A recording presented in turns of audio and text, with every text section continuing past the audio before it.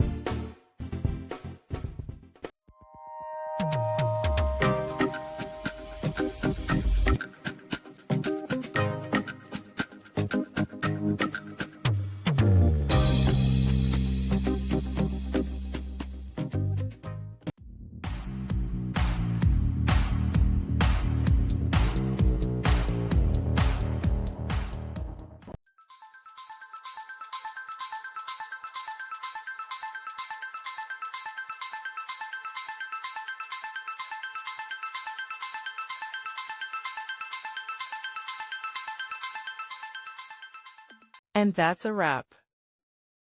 I hope you found the answer you were looking for. If you did, take a second to hit that subscribe button. It really helps out.